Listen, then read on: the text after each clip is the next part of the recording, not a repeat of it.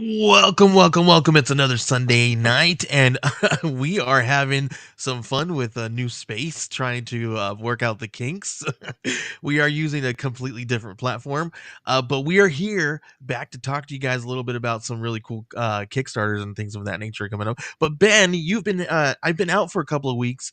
I want to see how you've been the last couple of weeks and how the show's been going, man. Who you guys been talking to lately? Oh, talking to a few people. We talked to a couple of brothers last week doing a pulp story, and then Cool. but yeah, we've been having a good time. Let me go back to our and then the week before I had a great talk with Jake Weaver, who is reviving a book line from the '90s called Defiant. I don't know if you remember that. Is that a little before your time? If it sounds familiar, actually, maybe a little bit before my time. I am only 40, but it sounds familiar. You know what I mean? I got some friends. Osmosis.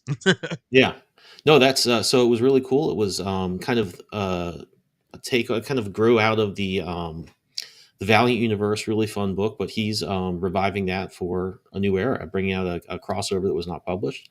We Very talked to the Liska brothers last week about a pulp book that was really cool, and that brings us to now. You're all caught up. That's awesome. Awesome. I love that. I love to see all this really fun stuff, especially in the space that we are now. We need some really good stuff in our lives right now with all this crazy news that's been coming on, like with the whole diamond issue and how the space is getting even a little scarier. So let's talk a little bit about some Kickstarters and how we can help one another grow and help one another to make sure that these things are successful and they reach the shelves of all the people that we want them to. So please, I'm gonna let you go ahead and take over the reins and bring in our next guest to talk a little bit about their campaign. All right, well, so really excited to talk about a cool book this week with a creator, Aaron Wroblewski. We'll bring him now to talk about his book, Ice and Bone. Aaron, how's it going, man? Hey, how you doing? Great, thanks. Like, I didn't ask you before. Did I get that name right? Yeah. No, no, I did not. I've heard worse. Okay. We usually run through that before the show, but we were working out all the kinks. We got a little distracted by technical issues, and I forgot some of our fundamentals. So I Okay, apologize for that. that's But okay. but you are here to talk about Ice and Bone 1 and 2. It's a samurai action horror. Tell us about the book. It actually begins with Blood and Fire, so this is the fifth in the series.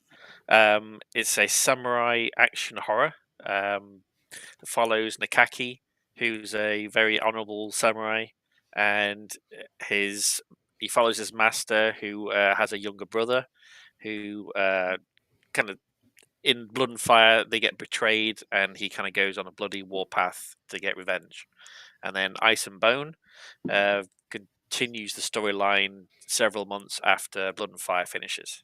Um, so yeah, it's if you like samurai sword action decapitations, then this is definitely your alley. Very cool. So this is kind of a sequel to a previous book. Yes, Oh, yes, cool. yeah. Cool. I've definitely tried to emphasize, like even in the at the top, it starts with Blood and Fire, which is a 3-story arc, and then Ice and Bone continues it. This is the second issue of that. Very cool. So is this the middle chapter of a like larger story, or is this maybe the last like the end of it, or is this There's something a you think maybe could go on indefinitely? there's 4 issues complete for Ice and Bone. So this is the Hmm. middle of the story arc. It's all finished, so it's all written. So there's no continue. This is it. This is the finale final series. So after this, no continuation. I'm tapped out with Samurai.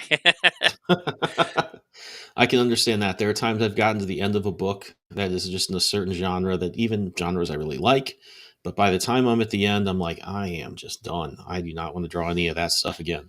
But I Yeah. love the samurai sort of environment. That's it's a really great place to set a book.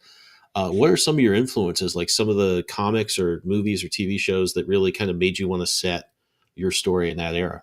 Yeah, the I kind of came into comics very late in a very odd kind of way.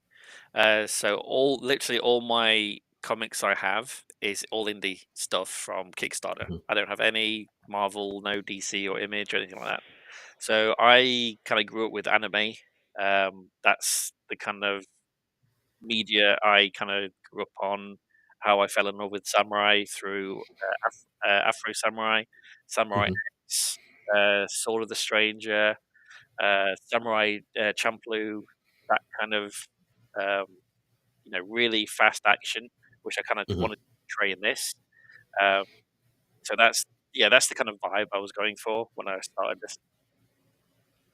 Very cool. Yeah, I love that. I mean, those are some of the cartoons I was watch when like Adult Swim started putting them out. I really just got into that stuff and began to really enjoy it. Yeah. That's crazy. So you were not a comic person at all until No, until no. Kickstarter. Yeah, I kind of my first comic series, Enenra, which is a apocalyptic series. It started out with an agency trying to shop it around for a TV. It was actually Hmm. a TV series. It didn't get any traction, but one of the agents actually said it would make a really kick-ass graphic novel. And fortunately for me, Ezekiel, who's doing the artwork for both series, he was on their books, and we got talking. He liked the series. The first issue took forever because he was drawing off a TV script. So Hmm. I kind of went back and re-edited everything into a comic strip. So now it's more streamlined. um, but then he actually posted on his Instagram a really cool samurai character, and I messaged saying I loved the artwork. He'd make a pretty kick ass story for a comic, and he kind of went, write one. So we're like, okay, I will. So this kind of born from that. The main character is kind of loosely based on Hiroji Sanada from uh, Shogun. Um, so you probably see a slight similarities to Kind of him. That's kind recognize of, him there. Yeah. yeah, what I kind of based him off, because great actor, loved Shogun, and Last Samurai, awesome film. Mhm. Um, so yeah, that's how I kind of got into comics, and I've been kind of doing it ever since. I'm surprised. We've talked to a bunch of creators, obviously. And most of them, I'd say the majority are like Joey and me, who just like grew up with comics, loved it. That was always kind of the entry point. Yeah, But we have talked to a lot of writers who were like, well, I was kind of in theater a little bit and I did this and wrote novels or wrote screenplays and then really embraced comics pretty late, later than most people get into it. And it's kind of cool to see people really embrace the art form, especially when you if you have a script like what you described, where it's a screenplay, a lot of things that work on screen and, with actors are not going to work as well in a comic, who are just willing to bring those stories to the comic space and make something cool out of them. yeah. I mean, I the way I write it, I Hmm. visualize it a lot similar to writing a TV script because you're visualizing what the camera sees, Hmm. and then writing a comic, you're visualizing what the artist is going to make. So for me, it's very Hmm. similar. It's just the layout of the script is obviously different, but how I write it, how I go about it, is not that dissimilar, to be honest. Yeah, I think in terms of structure and pacing and things like that, mostly that translates really well. I think it gets to, and the thing I've seen it most with is people that are trying to write comics with a lot of humor. That is just so different on screen Yeah, than it is in like a comic, and especially if you're not just action kind of translates pretty well because you sort of need to show the same things. But then when you get to more nuanced stuff, sometimes jokes don't work, sometimes bits don't really play in sequential pictures. And I mean, I've seen a lot of scripts or comics and storyboards where it's panel one, 5 things happen. It's like, okay, no, that's not how it works. You got to think about this a little more visually. Yeah. But people learn, and I think that it is kind of cool when you have people that aren't necessarily steeped in the conventions of comics. Like, I'm working on a comic now, and I'm like, oh yeah, this panel is going to be a reference to the cover of Teen Titans 1, just because I've been marinating in that comic, world for my whole life. And most readers, I think, kind of are too. Will get that reference, but it is kind of cool to have some fresh eyes come in and just be telling a story without necessarily like, oh, this is going to be a reference to some panel in Ronin or something like that. Yeah. That really works, and I think that is kind of a thing we need to keep in mind. Otherwise, things just get a little bit too circular. But yeah, I really love this artwork. Did you guys talk about what you wanted the artwork to look like? Did you like say, hey, I think it should be black and white with some red, or was this something you let the artist just run with?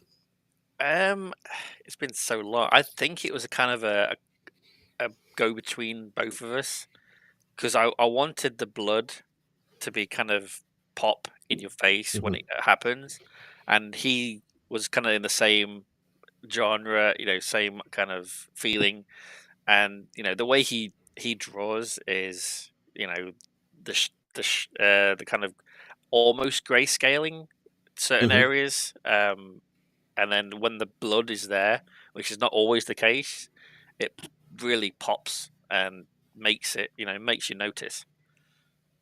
Yeah, I love this panel especially because not only is that blood, that is like kung fu movie blood Mm, spraying out. I mean, I've seen that movie. I know exactly what that's doing in motion, and I think he's done a good job of getting it there. And I think that's something again that's kind of cool that your main frame of reference here is movies and some TV shows, and not necessarily that it's all comics and steeped in that comic language. mm. Um, Aside from Shogun and some stuff, are there some like older movies and I mean you mentioned anime and some stuff like that, but I get a lot of kind of 70s grindhouse kung fu movie vibes here too. Is there anything like that you kind of brought into this? I have dabbled in them like way way in the past, but I didn't really have them kind of in mind while I was writing it.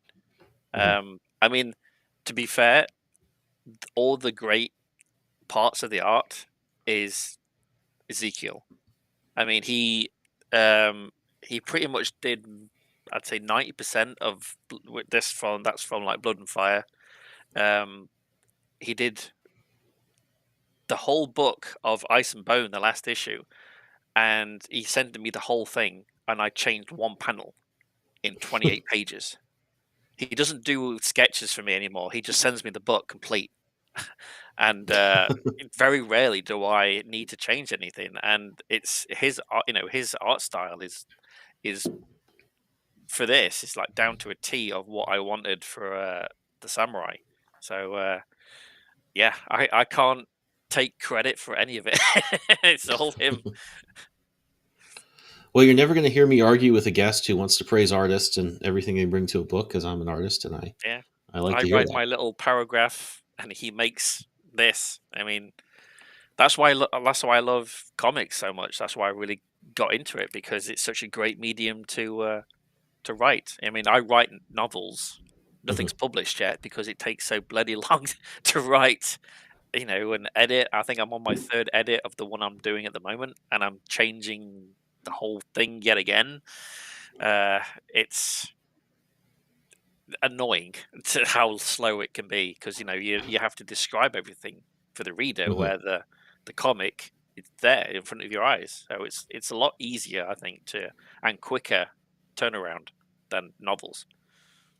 Yeah, I wrote a couple of prose stories for my last comic, and I hadn't written anything like that in a long time. Mm, And I was really surprised at how much I had to like stop myself, go back, and no, you need to fill in some of the scene here. You can't just like describe a little bit of it like I would if I were writing a script for somebody else to draw. yeah. They'd fill that stuff in. Oh, they're in an army tent. There are people around. They do this. you can't really just bullet point that out. You really have to not only list it but make it, write it in a, I think, like sort of pleasing, attractive. I'm not sure what the word is there, Yeah, way. And it's something where you really do begin to appreciate the difference between those novels, TV, comics, and I think really appreciate what each art form brings to the table as far as what you can appreciate as a viewer. yeah, Uh, definitely. so you've just to kind of give people a little background, and before I ask this, I should mention that if you're watching this on YouTube, Facebook, now or later, you can go down in our description. There are some links that'll take you right to this Kickstarter page, so you can back this comic and some of the ones we'll mention later. But to get back to this, this is kind of a sequel to another story. Can you kind of give us a little bit of a rundown of the plot, of kind of bring us up to speed to what happened in the previous book, Yeah, and kind of where the characters are as we go into this one? yeah. So Nakaki is, like I said, he's a very honourable samurai. You do kind of get the background of him with his family, his wife and daughter. Um, Mhm. he has to go with his master because his master is called away because his elder brother is dying. Has been for quite a while. Okay. Um, and you kind of meet. It goes to the castle, and his younger brother betrays them, and all hell breaks loose. Pretty much everyone's massacred, and Nakaki comes back. All he thinks about is getting home to his wife and daughter to protect them and escape. But unfortunately, he's too late. So then Mm. he goes on a revenge trip. Um, I don't really want to spoil it in case people haven't read it, Oh, but sure. there's a lot of action, there's a lot of blood, and Ice and Bone kind of follows from that. It actually, I wanted to do a lot of backstory in Blood and Fire, but didn't get the chance. So Ice and Bone does a lot of back flashbacks and Hmm. kind of in a different way that fills in some of the gaps and kind of tells you why they did it and things like that. So it's not necessarily for the reasons you think, and it's hopefully it makes sense and people seem to enjoy it. So I've had a lot of praise for the story and the especially the artwork. I mean, it that, that sells itself, but hopefully people enjoy the storyline so far and return for the next chapter. Yeah, I mean, it sounds like a really cool. I mean, I love stuff that comes after. I mean, the revenge plot sounds that takes place during the first book sounds really awesome, and it's kind of a straightforward thing. I'm always interested in, a lot of times, the story that comes. Okay, what's this guy? He's done this thing. What's he going to do now? Especially if it can, in the way you're describing, kind of fill in some information about the first story and just broaden out the canvas of that world. Yeah, Um, and so, I do lean into horror elements too, mhm. like the figure behind. As you scroll down, the figure there is you know big nasty, and so I try to ground it as much as I could, but then incorporating supernatural elements and horror. Mhm. Um, it's still samurai, it's still kick ass. There's just nice little horror tweaks to it that I can't resist.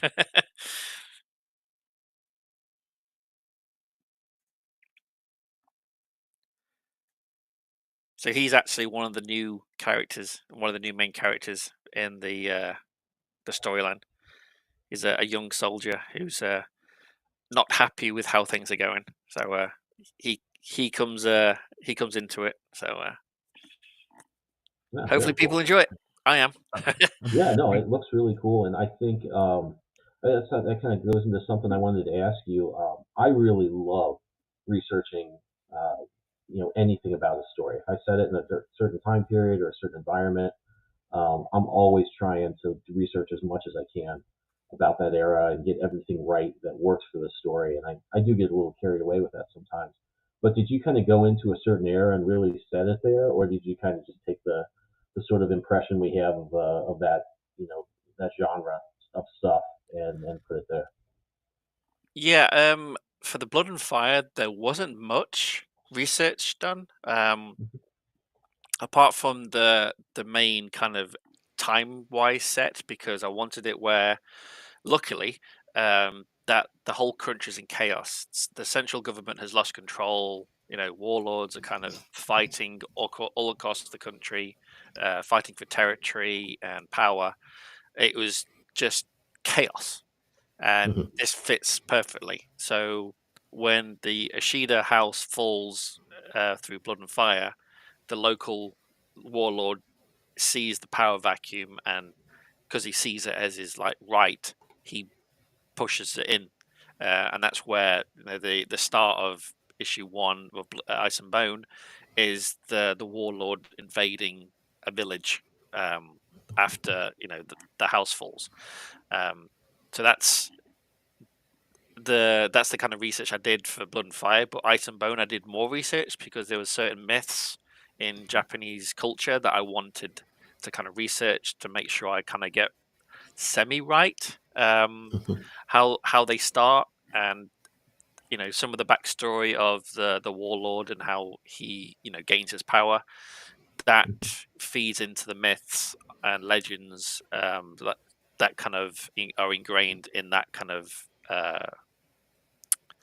culture of Mhm. Japan. So that I did research, but generally I kind of left it a bit fluid for Ezekiel to kind of put his magical spin on a lot of it. So the samurai, the castles and all that stuff are kind of just out of his imagination, which are kind of they they really kind of fit in with that Japanese style as well. So Mhm. I can't fault him at all. It's even that one with the details in the trees. I mean, it's Mhm. it's amazing. I can't, I would love to have a tenth of his of his talent. But yeah, it's so that's the kind of limited research I did. I did a lot more in Ice and Bone than I did in Blood and Fire. Yeah, that's really cool. I mean, that to me, that's just part of the fun is getting to dive into that world. And sometimes it can be like, all right, that really, I wish this worked out differently because I had this cool idea that this sort of conflicts with, and I want it to be more accurate. But other times I find things that are so cool that I never knew about that completely reinforce a theme or some kind of plot device I was going to use. And it just ends up being such a net benefit. And I also think that, like, just, I mean, in terms of research, when I started working as an illustrator, the people I worked with had literally rooms full of filing cabinets with reference on anything under the sun, which was just old magazines, old books. Um, of course, now we have the internet, and that stuff is, I hope, gone and thrown out, but could be in a storage unit somewhere. But that was just what an illustrator had to do. And I think that now that we have the internet, the bar for research is so much higher because it's easier that Yeah, people will call you out, especially on, oh my God, if you have to draw weapons, you better get that stuff right because people will be like, that's not how the switch on a Glock this or that works, or yeah, bow and arrow stuff people get all worked up about. And I think that is, you can kind of, as an artist, when that would happen, I'd be like, oh, come on, dude, it's a comic book. And then as I thought about it more, I thought it's not that hard to do this research. If it can just, first of all, you learn something, there's nothing wrong with that, unless it's math. But like, just to put somebody in the world a little bit more is always going to be a good thing. And I think that's something that's really different in comics now than it was 20, 30 years ago. Is that your research has to either be right on or very intentionally set in kind of a, yeah, it's just this sort of era, but we're not too concerned about it's in this part of the country when this happened before that happened. yeah. You're not going to be historically accurate. Yeah. Yeah, I get hung up on that stuff. I was researching, actually screwed up in We Are Scarlet Twilight. I had the tower on the Empire State Buildings there. I found out later that it didn't go up until 1947. My story was set in 1938. I'm still thinking, like, do I want to go back and change those pages if I ever reissue it? And thought to myself, first of all, everybody's going to think I just forgot to draw the tower or something like that because We can everyone's always used to it. set it in an alternate universe. It kind of is, yeah. But yeah, it's just you can kind of, and that's I think a good example of something like, if I do it without that, it's really going to look wrong to people. But at the same time, maybe somebody will Google it. And I've always enjoyed moments where I think something's wrong, look at it and be like, oh wow, that actually didn't happen until then. That's kind of cool. Yeah. And that's just one of the things I love about any historical fiction is it's just getting into that world. Um, so usually I ask people about writers or artists that have inspired them, but you must have some influences on your writing. As far as your novel work or your screenwriting work go. Is there any of those that you kind of really always go back to or you're inspired by and maybe found their way into this story? Yeah. I mean, Stephen King, because I do horror, Mhm. um, is probably one of the biggest ones. But I do like fantasy as well. So obviously Tolkien. Um, uh, what is it? Jordan, who did the Wheel of Time. Hmm. I mean, Wheel of Time is probably my favorite series. He does get very long-winded in his descriptions, but I can't fault the action and how he kind of blended all the thousand storylines and subplots, and kind of all kind of come together at the end. I know he died before he finishing the last. I think the last couple of books. Yeah, Brandon Sanderson, is that right? He Yeah, finished them he up. finished it off. Yeah, Yeah. I mean he's another great writer, uh, which I kind of look up to. I do dark fantasy and horror. Hmm. I've done a few science fiction horrors as well. None of them complete. They're all in various stages of editing, but collecting dust on my laptop. But yeah, they're probably the main ones. Oh, that's cool. Yeah, I'm a big Stephen King fan. And I think it's kind of crazy. I mean, horror is a genre you would not think would work that well in a novel, and yet his stuff is so great. I know he's a big researcher too. We were talking about that, but I think he, in basing so much of it on his life and places he's lived, just gives his stuff such a texture, and the fact that for a writer, he has such a visual imagination. I think, and that's why Yeah. so much of his stuff is translated to comics and to movies so well. Yeah, I'm a big fan of his. Mm. Um, well, we're getting up on the halfway point. So that kind of does it for my creative questions. We're going to hand it off to Joey to ask you some questions about how you put the campaign together, how you market the book, and all that. But first, we're going to play a couple of commercials from our partners at All Ages of Geek. Click that mouse and warp into All Ages of Geek's website, your ultimate portal to everything geek culture. Here you'll find articles that speak your language, from the latest anime buzz to the coolest tech trends. Our mission? To celebrate geekdom in all its glory. Whether you're a gamer, a comic enthusiast, a 90s kid, or an anime aficionado, we've got something for you. Dive deep into them with All Ages of Geek.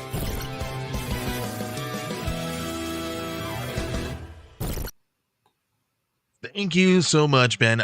We are appreciative to our friends over there at All Ages of Geek. If you guys want to head on over there and check out all kinds of really cool stuff from anime to comic books and everything in between, head on over there and check it out. They got live streams, they have live interviews, they have all kinds of really cool geeky things. So make sure you guys are heading on over to allagesofgeek.com and checking them out today. So I've got some questions about some of the more marketing side of things, right? Because this is right, because this is we love the stories. We That's how we sell this thing. That's how we get people to love this, and that's how we get them to put this thing on their shelves or on their walls and things of that nature. But it's been crazy, and it's just getting crazier and crazier with the indie space. So first of all, I want to ask the general question of, from your very first time, and you said you kind of got into comics a little late. I'm assuming you got into this a little later as well. So what differs from the first time that you had your first campaign till now? How many campaigns is this for you now? Oh, this would be my 12th, I think. 12 campaigns. So that's, you've learned a little bit of things from here in between that. So tell us a little I bit think about some of those things that you've learned, and how you've kind of how they worked out for you, how did you zig when you should have zagged and things of that nature. yeah, I definitely made some mistakes along the way. Timing. My last campaign didn't fund because it was over Thanksgiving and close to Christmas. the holiday period. So I am relaunching after this is finished. Um, so Kickstarter does not, even though it's my 12th, it does not mean I fund.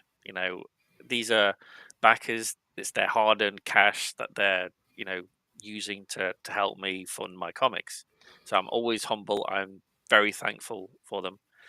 The biggest things I've taken from basically my first to this one is joining the comic community. They are so helpful.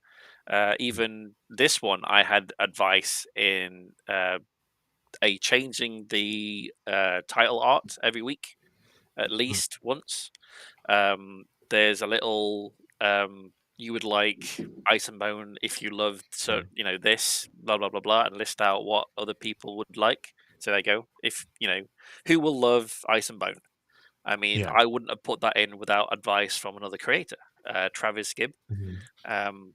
We had a great meeting. He kind of threw some ideas at me, and I went with it. So there's always advice from the comic community. So if you're starting out, join Facebook groups, Twitter group, any way that people are creating the same medium as you are. Join them. There's always someone who can help you. Also, I do free not free add-ons, but I kind of give like issue 1 of Enenra and Blood and Fire to other creators to help me spread the word. So they'll offer it like add-ons or stretch goals Yeah. as a freebie for backers. And then that's kind of the main way I've found that I can spread the Mhm. word for my series. So someone gets Blood and Fire issue 1, they really like it.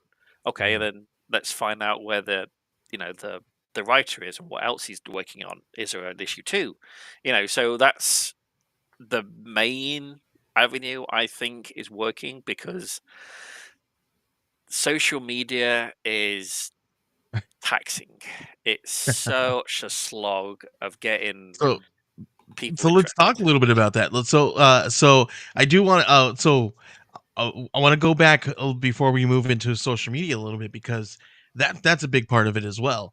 Yeah, But I want to know, a lot of the things that you mentioned, we talk about on week in and week out, right? We talk about doing those things on a daily basis. We do those things with almost every campaign. So what are some of the things? And that's not to say that those things are not great. They're wonderful things. You need to get out there and jump into Facebook groups and different social media groups, talk to people, hear advice, be able to give advice as well, give as much as you receive, if not more. So and things of that nature, right? Giving, and because we are the ones that are down here, right there, and we're trying to reach and grasp our way back up where we really want to be, is where we want everyone to know our work when we put it out, right? And yeah, that's if we want to take it down to its finest point, is that's what we want people to know us, and we want people to want the things we put out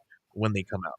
So how how are you doing things differently to reach your audience, when from if they, like you said, you had, even though they're still your audiences, they still want to be there for you, right? Because you got this one, you're almost $4,000 or $3,000 here on this campaign now as we speak. It's a Make 100 campaign that is running right now in February, or in January, goes to the end of January. Um, and when yours is probably going to be, hopefully, there's how many more days left on this one? I want to see. I scrolled too far down. I'm looking here. Sorry, 17. 17 days. 17 days left. You're at 2,922, almost towards getting there to your goal. So we need to get there. And within 17 days, you're well within the margin to reach it, right? Yeah. But this is not where you need to stop, right? So how are you doing things differently to reach the people to get you there? Um, this really, as many as I can. I get on as many podcasts shows as I can physically without annoying my wife. I get on. Um, Social media, I still blast. I do ads. First time in a while, actually, I've done an ad on this campaign. Mm. So I'm doing the first week, and then I'm doing the last week of like 20-30 bucks doing an ad campaign. It's difficult. It is really difficult getting your brand, your comic out there in the world. Mhm. I don't know. So some people just seem to have a knack and just find the magic juice, and I haven't got there yet. every every I think campaign seems to be a struggle. I think it has everything to do with making the right decisions at the right time, right? Yeah, That's marketing, right? You got to know your base, you got to know what you're selling, you got to know what they want. We're geeks and we follow trends just as much as anybody else. It's a sales trend. It's what it is, right? yeah. And sometimes you got to kind of right. So it's kind of great that we got this one going, right? Because recently, they just dropped the new season of what was it? Um the one that you referenced earlier. I'm sorry, Well, not Shogun. Shogun. Was it Shogun? Was it Yeah, Shogun? Yeah, it yeah. was Season Shogun. 2. Yeah, they dropped a new season of Shogun. So this is great, right? So you kind of piggyback off of that a little bit. People are thinking about this. It's in their minds, and so now it's because it's in their minds. Here you go. Here's another side of it here, Yeah, right? So using the kind of market a little bit of to kind of help you alleviate some of that weight, that pressure, where you'd have to kind of break through and get people to, hey, this is a samurai thing. You're gonna love this. Where people were already thinking about samurai stuff, right? yeah. So Speaking of you that, kind of that's going to be my next ad campaign on Facebook. I've got like images comparing certain images from Shogun with mine, and they yeah. hopefully it'll catch on. I don't know. We'll And see. and yeah, it works, right? It works. So Ben, what are some of the things that you've done differently from your first time around? Well, a few things I've really learned is I do not want to do single issues all at once and end up shipping out 4 books in a miniseries separately. Shipping costs are so high, but comics aren't necessarily that heavy. Shipping out 3 or 4 books is not necessarily vastly different than shipping out one. So I'm Yeah. definitely do this next campaign. The campaign I just finished up was just 1 book, so there was maybe you got the variant, so you had 2 comics in there, but that was going to be a single one-off thing. But for this one, I'm going to do 1 issue, have it done in the can, so I can send out digital right away, but be working on the second issue after the campaign, so that backers, it's going to be an 8-part story, but backers are going to get 1 and 2 at the same time with the physical copy, then 3 and 4 at the same time, just to kind Uh-huh. of make things a little bit easier for people. It's a shame to Yeah. get to the end of a series, look at what you spent on it. It's like, wow, I spent 2/3 of this was just shipping. Um, Mhm. and that's Yeah. not to say we can do anything about the prices, but we can structure it so it's a little bit easier pill to swallow. And So that's and so that's do and you that's a charge smart new way, right? yeah? Sorry, go ahead. So like, do you charge like twice for the physical copy? So if one issue was $10, you're charging 20. Oh yeah, I mean, well, Yeah. I'm going to give people the option to get 1 or just 1 and 2. Well, I guess Okay. or just 2 if they want. I don't know why you do that, but 'cause some people just want issue 1, and that's fine. But I just want to give people a little more flexibility. And I did the first 3 issues of Scarlet Twilight on Kickstarter, and thought, boy, I've been, some of these people, $10 a pop per shipment Yeah. is crazy. Yeah. At the same time, I don't want to do it like one campaign for 4 issues. So I think that was just the happy medium. Was all right. Let's do a couple issues at a time. A lot of people get the variants and get both, so you end up, potentially getting 4 Mm. issues in your Right. shipment, and I think that makes a lot Yeah. more sense than And every yeah, time. I think you're thinking differently, right? You're thinking outside the box a little bit about something that we're already doing anyway, right? We're already going to be shipping these things. You're already probably going to be running a campaign within maybe every other month if you got Mhm. if you got like 4 issues planned out, right? Especially if you're a beast like freaking Benjamin over here talking about that. I'm not that fast, so we'll see. Hopefully, every other month would be awesome. I'm getting a little faster, and kind of putting my nose to the grindstone, or whatever the saying is. But we will see. That would But be we but Well, but we do, would be right? We awesome. have we have we have irons in the fire, right? And we have things that like right now I have plans that we have for things that are happening this year and have things that are happening next year. And the way we are planning them out is that they could possibly be back to back, or offset some kind of way. But that's needless to say. What we're trying to do is we're trying to get these things do different things, but kind of we're already thinking about shipping. You're thinking about it a different way. You're going to do the double issue thing, which is very smart, because you're right. And when you ship one book, if it's a 24-page book, 28 pages with your covers, and then say you throw another one in there, it's really not going to change the price that significant for you to kind of just ship them together to the same Yeah. place if that's what they want, right? And you create your Kickstarter page and your add-ons and your rewards to fit and match how that would work out for the end user, right? You always want to make sure that you are making it very, very easy and simple for the person looking at your page and purchasing, because the harder it becomes when they purchase, the less that make a purchase, right? So make it super easy on them. I Yeah, mean, that's great it might be advice. something to Good. think about for my, because I'm thinking of doing issue 3 in August if this finishes. Fingers crossed. I might do a poll, ask the question in the survey: if I do 3 and 4, would they be interested to cut shipping costs for them, Yeah. or would they just be interested in just doing 3 and then finishing 4 in January next year? I mean, I could ask the question if It most could be, people come back. and you can market that so many different ways. You can do a double issue, or run it how they used to do double movies at the drive-in, right? Yeah, I Back mean, to back, right? it would be finishing the series. So Yeah. I know a lot of um, backers are, especially like in Australia. I have one. He's like my number one fan. He backs pretty much everything, but because he's in Australia, he can't do single issues because it costs more to ship it than it does to buy the issue. So he's waiting for the series to finish so he can then get the whole Yeah. series to then ship it to Australia. So if more people on the digital side are waiting for the series to finish, Mhm. it might be worth asking at least just to see how many are interested in Right, and that finishing it. that becomes an issue, right? That's a major issue right now, right?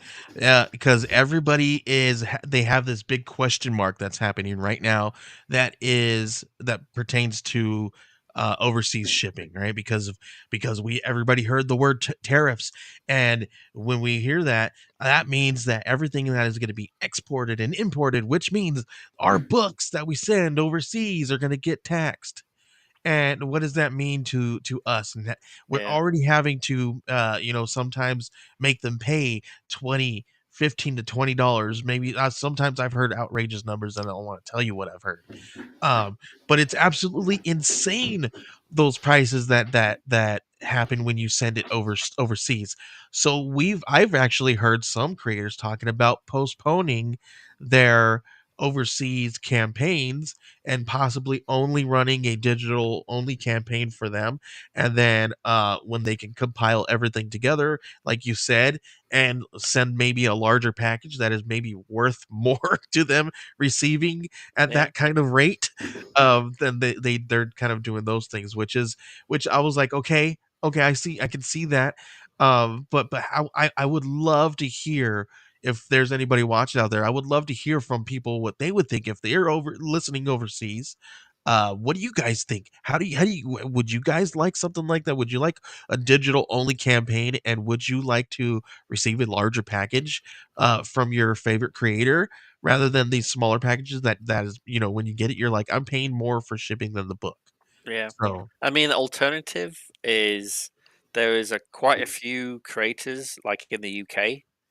If they use specific printers, get it printed in another country and shipped yeah, from there. yeah, I mean, yeah, you're not going to get the personal touch of like signed copies and things like that, but you will yeah. get the copy. I mean, there is that Right. avenue of getting it printed overseas and shipped to getting And with anything, right? And film with company. anything, all these different things that we're talking about, they all come with their own headaches, right? Because Yeah, that comes with your own headache. Because now quality assurance, right, has to yeah, be done over the phone or over your through email, right? Or maybe so it's so maybe I got a friend overseas somewhere and they can do quality assurance and then they could ship it out. But then what happens when they ship it out to another place overseas where they're sending it to is going to be the same exact problem that yeah, we would be having if we sent it out to them anyway.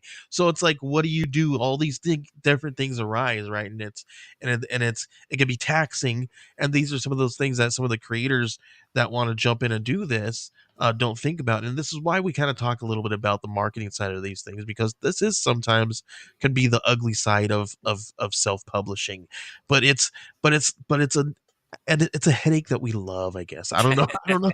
I don't. I do not love Actually, that. I'm looking at doing that two ways. In this last campaign, a couple backers have reached out because I didn't offer anything overseas. It's just a little bit too unpredictable. Even Yeah. within the space of a campaign for a book that I had finished, okay, it's going to take a month for the campaign. Obviously, it's going to probably take. I think my books are going to be. I sent them to the printer the other day, but that was pretty quick. They're going to be done in February, early February, and then be fulfilling. Even that amount of time, I'm a little worried that it could and I mean, Mhm. this actually isn't crazy. Shipping costs could go through the roof to one place or another. And I found that in the first Scarlet Twilight.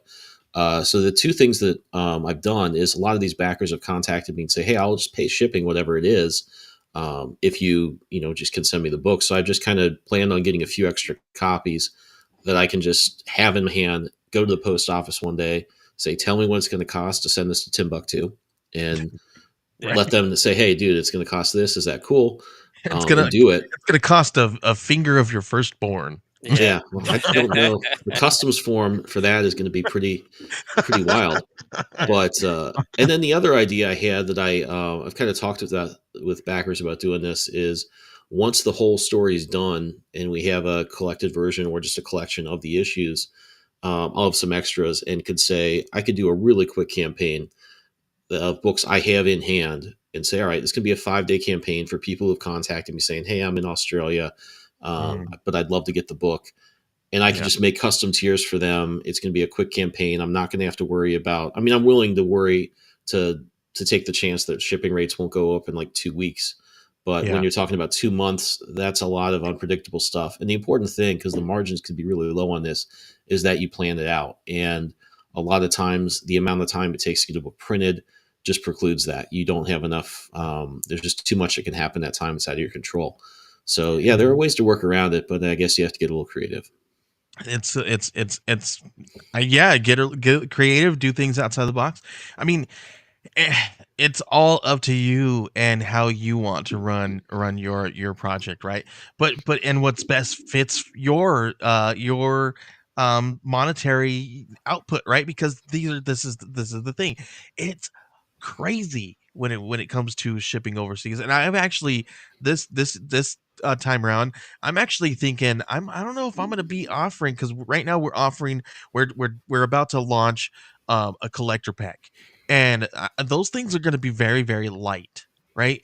And I'm not really I don't have a big huge price tag on it. Literally, it's going to be 4, possibly 5 cards for $8, and it's not like I the cost to ship that is going to be way too low or way too high versus the actual item to ship overseas. And I'm like, yeah, what am I gonna I can't I don't know if we're gonna do that this time around, right? Now, if it was to now we might have to think differently about a different option, right, for those people who want it overseas, and do some kind of digital only thing for them, or maybe like, hey, this is for you guys. If you guys missed out, we're gonna attach it to another campaign where if you buy a package, we're going to give this to you if you're overseas because you missed out. Something now I'm having to kind of rethink of how, because we do have some people who back our projects who are overseas, and we don't want to leave them out with these fun things, right? yeah, Especially if it has to do with, if it's goes with continuity with your project line already, right? Like ours, is going to go along with our magazine. So if there's people who are overseas who I know have gotten the book, they're going to want some of this stuff. So how do we get it to them? So now it's a big, huge, crazy headache, and we're like, oh my gosh. And then all these new things that are coming up, right? Like the direct market and how all these things. Now, how are we going to use this as a vehicle to get people work and to put them into shops? Now we have to create this new space of like we have to go back to like the '90s and like go walk into a shop and talk to people Yeah. face to face. Well, who Don't the want to heck do who the heck that. talks to people face to face anymore? Ugh. Yeah, So people. Blech. look at this. We're not talking to each other face to face. I don't want to. I don't want to see Ben face to No, face I don't. I do not want to be within 10 feet at all, ever. of anybody. Yeah. Yeah. but that's how it is, right? So all right, though, I appreciate we can go on and on about marketing and different things that we do, but I do want to talk a little bit about some of the campaigns that we do have coming up with some of our friends. Ben, I'm not sure what list you have going on. If you got one over there, just pop it up and we'll talk about it. All right. We'll start with Hunters of the Outer Realm, but let's get a little bit of lead into that. Yeah.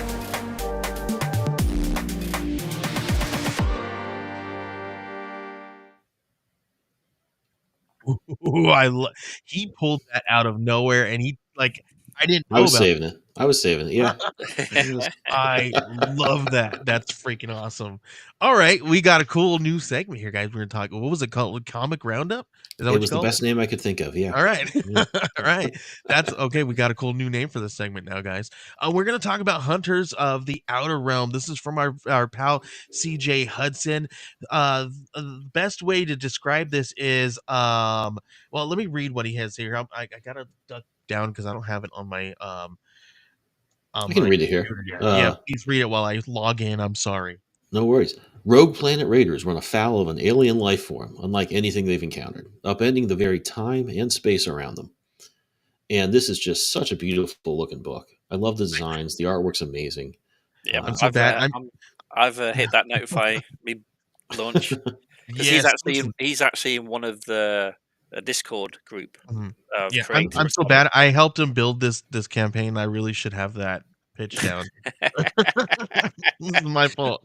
But yeah, Hunters of the Outer Realm. You got some Rogue Raiders, and listen, this one's really cool because we're doing something really fun with this one here. We're gonna be dropping some really fun stuff. And then we're gonna announce something brand new, starting with Hunters of the Outer Realm, and another one from one of our friends over there. But this one's really cool because you got some really gorgeous looking artwork right here, right? This is like sci-fi adventure, intergalactic big game hunters getting over their heads. When they're trying to escape from an alternate reality. This one is for fans of like Starship Troopers, Aliens, Pacific Rim, maybe a little bit of Godzilla. There's some really cool stuff. There's some really cool looking kaiju looking monsters in here. Definitely gonna want to check this out. Someone may or may not be eaten by one of these kaiju monsters in the book. So you're definitely going to want to check this one out.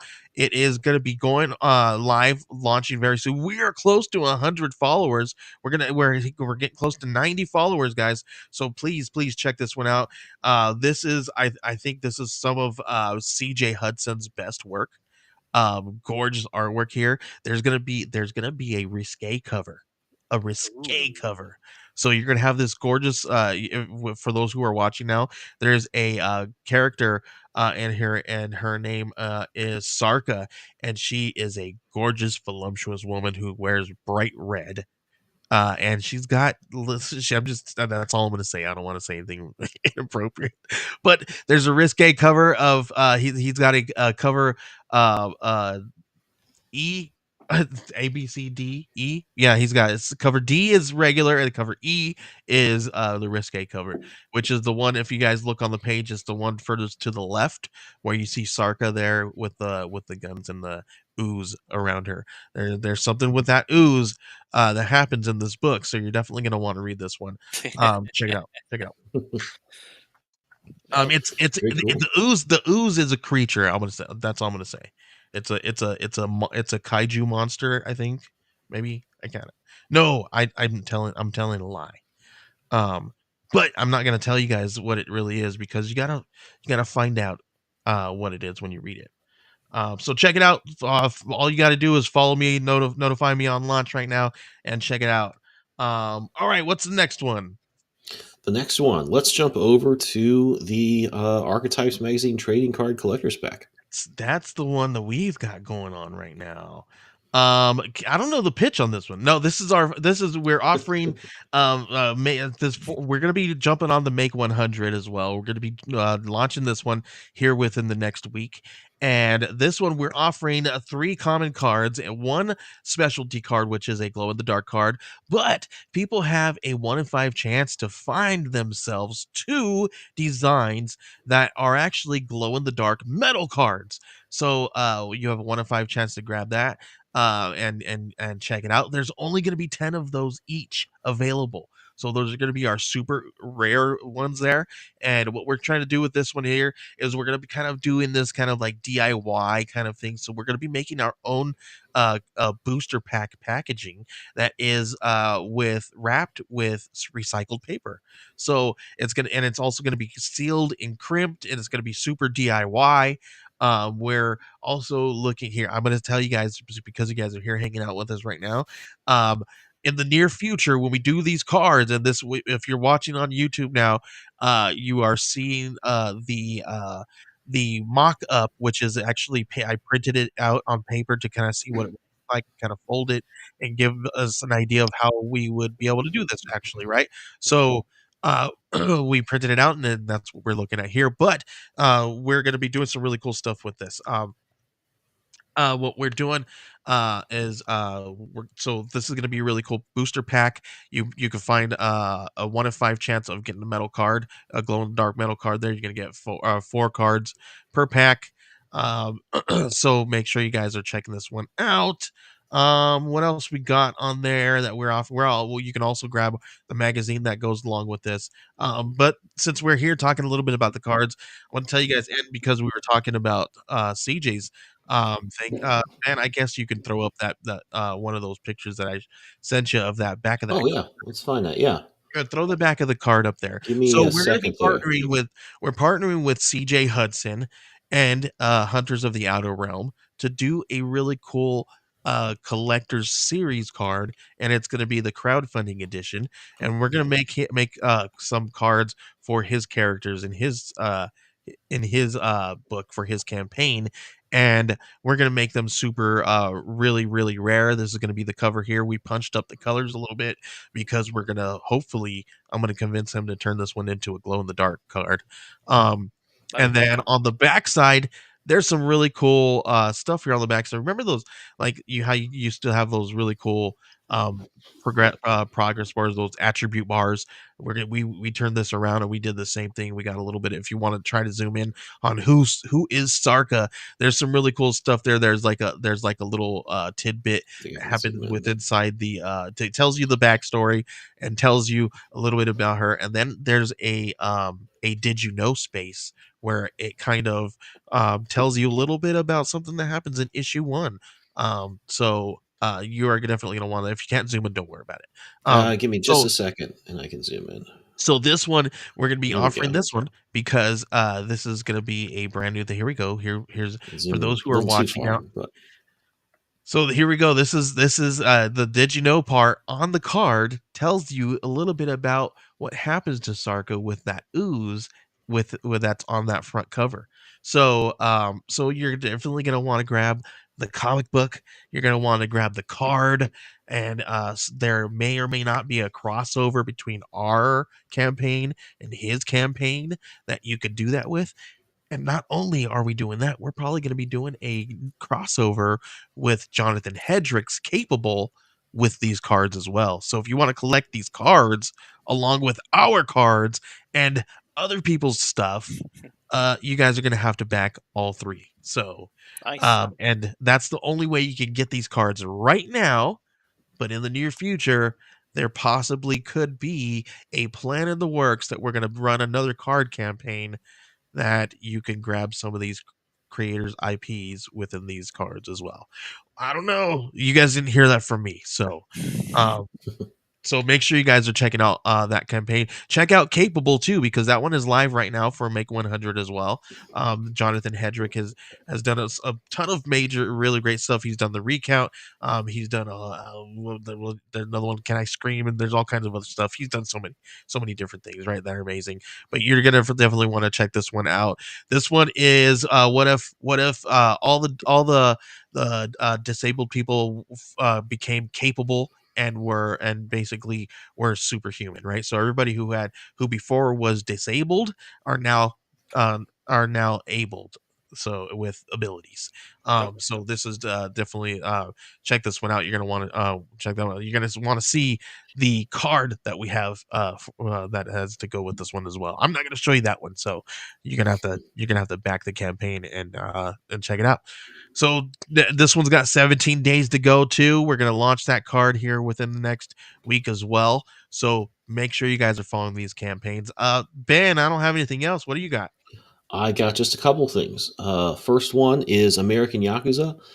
This one's issue 3. You can get the other issues with it, but you can get my cover, which is what you see on the right here, with a lot of other cool covers. You did this is this which issue is this 1 through 3. So and you've done a cover for each issue, haven't you? Yeah, I did. So this was basically we're doing kind of the same layout and perspective for each issue, but there's going to be a different character. So you see this girl here in this one, and So go through. eventually you can buy them all and connect them. No, I don't know. I wish I had known that. It won't be. I mean, yes, it'll be connected. If I had known we were going to do 5 of them at the outset, I probably would have set it up so that the perspective was like constant across 5. There's always a chance for a remastered version, right? We'll see.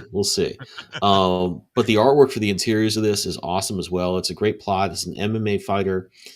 His friend gets murdered in Japan. He has to go look into it, ends up hooking up with the Yakuza, getting into adventures. It's a wild story, great art, a lot of humor, great characters. Can't recommend this one enough. And like I said, you can get my cover. A lot of cool stuff happening in this issue. I think these guys are doing exactly what I do when I start a Fortnite match, but that's pretty fun. Yeah, from our pal. It's really cool. Yeah, it's from our pal over at what does he call his studios? Zion Studios, and Charlie McKelvey. We love Charlie. Yeah, he's a cool guy. Yeah, I've got the first 2 issues and I've backed this one. Oh, cool. Fantastic. So yeah, everybody can get that one. If fun story. We were looking for something that made this just a little bit more Japanese. So we're going to give her a weapon, which we didn't have any initial picture. This weapon is from an old issue of Batman. I want to say it was 418, but I could be wrong. Where Batman was fighting a guy that was stealing stuff from a museum. So I thought we're going to put that one in this cover. That's awesome. Pretty much got in there verbatim. So one of the first comics I ever bought. It was drawn by Kieron Dwyer, and it was fun to bring a little bit of that into this cover. Cool. That's way cool, dude. That's cool. I love that. All right, and the last thing I have, a lot of tabs here. I'm gonna have to find it. Is the pre-launch for the next We Are Scarlet Twilight. This is part 1 of Cobalt Crisis. This is going to be a super fun story. I'm really pumped about it. It's basically Crisis on Infinite Earths if it had taken place in the 1940s. So you're going to get all the big stuff that happens in the Crisis. Characters die. New characters step up. Universes collide. Characters that you don't expect to see interacting are going to interact. Including some, if you're familiar with old comics. Oh, Jesus Christ. Sorry. Cat just jumped up me. Oh, no worries. I mean, I feel like this is really exciting when I'm talking about, but I didn't think it was like quite that exciting. It's like, damn, this is a good pitch. I knew it was a good idea. That's Cat. That's a great story. We're gonna edit it back in post, and we're gonna make it sound like it was a pitch. Holy crap! You're gonna bring in guys from so that's awesome. It's gonna be really fun. Okay, so go back. So I need you to say, "I can't believe that is great," so that I can use it. Yeah. But yeah, this is basically everything you get in Secret Wars or Crisis on Infinite Earths, but it's its own story. It's not servicing and trying to fix a continuity that's gotten out of whack. It kind of just services those characters. It keeps. And I love this page we're looking at right now because it looks exactly like it just came out of the pages of Crisis. Yeah, this is actually an homage to an old Crisis ad. So it was a silhouette of the Monitor and his ship with this kind of type, and I kind of repurposed it for my thing with a little bit of a 40s vibe. So I think it's just an opportunity to do something that's those type of events, but you're not necessarily trying to like fix Hawkman or something like that. You can just make it be about the story, just about the characters that are in that story, with all the epic stuff that happens, and all the atmosphere from the Golden Age, all the pulpy stuff that you get in Batman the Animated Series is going to be here in spades as well. So I think it's a really good combination, and I am really excited to get into the main story. We're fulfilling actually the countdown to Infinite to Cobalt Crisis is at the printer right now. It's going to be going out soon. As soon as that is out to backers and I'm done with issue 1, we're going to be launching this one and be off to the races. Heck yeah. Fantastic. I'm excited. All right. I think that's all I got. Oh, one other thing. We need to, before we go, we need to remind everybody about Gemini mailers.